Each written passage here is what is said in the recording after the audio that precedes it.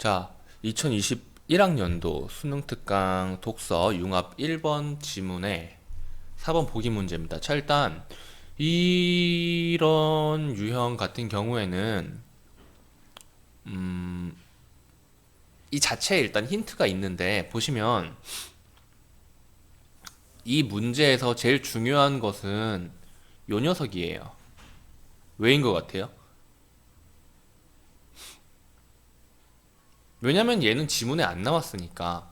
얘 A 같은 경우 A랑 B라는 그림을 이해하고 문제를 풀어야 되는 건데 A 같은 녀석은 여기에 이미 나와 있어요.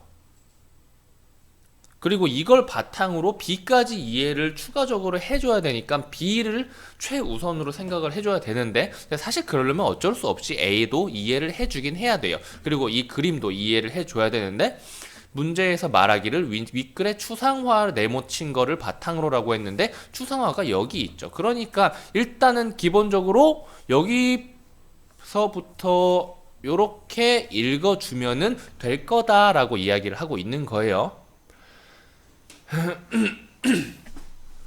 자, 그래서 일단 이해를 해보자면 어디서부터 이해를 해야 될까요? 이 문제는 이 그림, 이 녀석을 손글씨를 인식해가지고 디지털로 표현을 한 것이 오른쪽에 있는 바로 이 표죠. 바로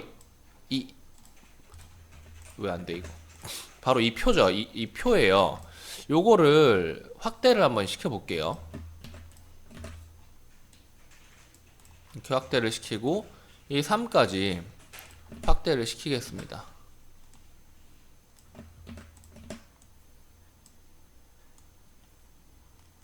이렇게 보면 요 녀석이랑 요 녀석의 차이가 있어요. 무슨 차이일까요? 여기에 10, 14, 16, 18이라는 숫자가 써져 있는데 이 녀석들이 의미하는 바가 뭐죠? 14랑 10은 요 녀석을 이렇게 세로로 갈랐을 때 좌단과 우단에 1이 몇 개가 각각 들어있는지를 센 숫자고요. 그리고 6이랑 18은 반대로 이렇게 잘랐을 때 위에 1이 얼마가 있냐, 상단 그리고 하단에 1이 얼마나 있냐를 잰 숫자입니다. 오케이? 그래서 이 녀석들을 이 특징 벡터로 삼았는데 y1, y는 y1, y2 이런 식으로 삼을 수 있대요. 근데 요게 10분의 14, 18분의 6이래요. 요렇게 만들어진다는데 이게 뭐예요? 10분의 14, 18분의 6이죠. 그럼 이 녀석을 한글로 표현을 하면 어떻게 돼요? y1이랑 y2는? y1이랑 y2는 어떻게 되죠? y1은? y2는? 이 비율이 y1은 밑에 있는 것분의 위에 있는 것이니까 엄밀히 따지면은 위에 얼마나 있는지를 위아래 비율로 이야기를 한 거죠. 결국은 위에 얼마만큼 비율적으로 분포되어 있는지를 설명을 한 게 y1이고요. 그리고 y2는 마찬가지로 좌측에 얼마나 있는지를 이야기를 한 거죠. 우측에 있는 것분의 좌측에 있는 것이니까 결과적으로는 좌측에 있는 것이 우측에 비해서 어느 정도인지를 말을 해준 거죠. 뭐 반대로 이야기하면은 뭐 우측에 있는 거랑 하단에 있는 것들에 대한 이야기가 될 수도 있지만 조금 더 이렇게 이야기하는 게 편할 것 같아요. 자, 그래서 요 녀석들을 그냥 그대로 똑같이 위아래로 나눠가지고 여기에 숫자를 써보고 그리고 요렇게 나눠가지고 여기에 숫자를 써가지고 좌단, 우단, 상단, 하단이라고 계산을 해가지고 y1, y2에 넣는 순서 그대로. 그러니까 이거를 A, B, C, D라고 하면은 이 녀석의 벡터는 D분의 C, B분의 A가 될 겁니다. 그쵸? 요거를 그대로 노가다 해가지고 재보면은 요게 나오는지 안 나오는지 알 수가 있겠죠?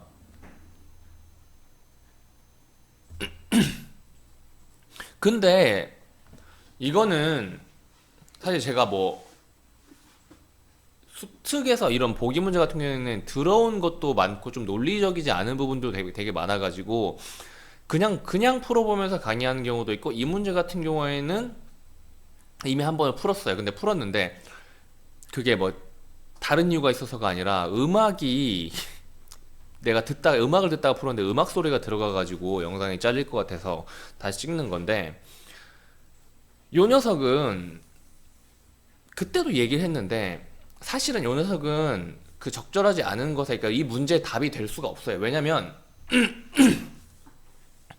말했듯이 이 녀석이랑 공유를 하고 있고, 가장 간단한 단순 노가다로 할 수 있는 계산이기 때문에 이 녀석이 답이 되면 사실은 출제자의 자질을 의심을 해봐야 되는 겁니다. 그래서 이 표에서 답이 나와야만 해요. 그리고 이제 이런 식으로 3, 6, 7이란 숫자 여러 가지들을 특징 벡터 맞나요? 이 특징 벡터를 얻어가지고 그거에 해당하는 값들을 이렇게 넣어봤대요. y1은 뭐였고 y2는 뭐였죠? y1은 위에 얼마나 있는가, y2는 좌측에 얼마나 있는가를 이야기를 하고 있는 거죠. 그래서 이거를 y1은 위에 얼마나 있는가, y2는 좌측에 얼마나 있는가, 이거 좀 기억을 하시고 다 밀 거예요. 그래서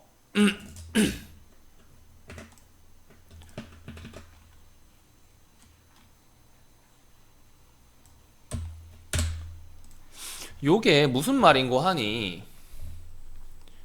6이랑 7을 한번 그려보면은 얘는 오른쪽이랑 위쪽만 따져놓고 봤을 때 어디에 더 많이 분포가 되어 있어요? 왼쪽에 더 많이 분포가 되어 있죠. 7은 뭐예요? 오른쪽에 더 많이 분포가 되어 있어요. 그리고 위하고 아래만 두고 봤을 때 6이란 숫자는 위에 더 많이 분포가 되어 있어요? 아래에 더 많이 분포가 되어 있어요?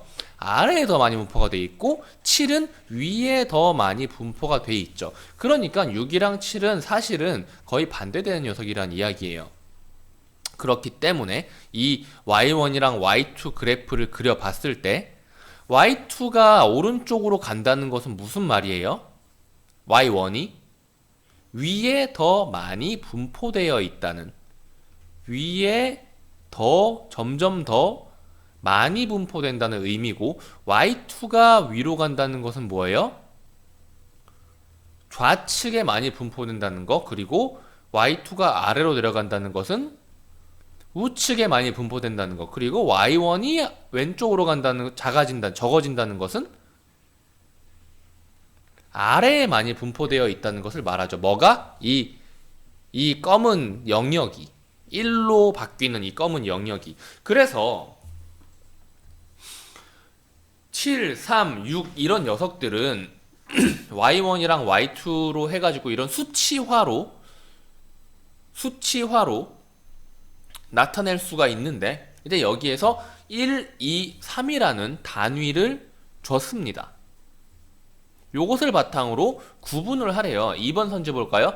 특징 y1을 1보다 크다. y1이 1보다 클 때, y1이 1보다 클 때 3이랑 7을 각각 분류할 수 있겠는가를 물어봤는데, 엄밀히 말하면 y1이 1보다 클 때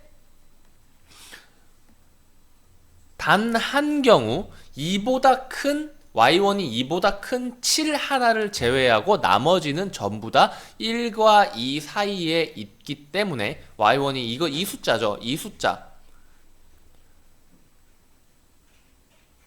이 상단 총합과 하단 총합의 비. 그래서 단 하나의 7을 제외한 나머지 3들은 7과 구분을 할 수가 없어요. 그쵸? 섞여 있어서 뭐가 뭔지 알 수가 없어요. 그쵸? 그럼 분류할 수 없겠군이라고 해야 맞는 말입니다. 그리고 나머지도 한번 확인을 해볼게요. 특징 y1을 2보다 작다, 2보다 작다라고 했을 때 6이랑 7을 분류할 수 없겠는가? 6이랑 7을 분류할 수 없겠는가? 라고 하는데 여기에 2보다 작은 경우 6도 존재하고 7도 존재하기 때문에 단순히 2보다 작다라고만 말을 하면은 이 안에 6과 7이 전부 다 섞여 있다라고 말을 할 수가 있죠. 그러면 6이랑 7을 서로 다른 숫자로 분류하기 위해서 특징 y1을 뭐보다 작다라고 말을 해야 될까요? 1보다 작다라고 말한다면 6밖에 안 남으니까 분류할 수가 있게 되는 거죠. 그쵸? 그래서 2보다 작다고 한다면 분류할 수 없다는 말이 맞는 말입니다. 이 그래프를 이런 식으로 보게 설명하는 게 조금 뭔가 더럽지 않아요? 다른 좀 의미로 이해하는 경우가 되게 많을 것 같아. 착각해가지고. 자, 그리고 4번. 특징 y2를 1보다 크다고 한다면 y2를 1보다 크다라고 한다면은 구분이 되네요. 6만.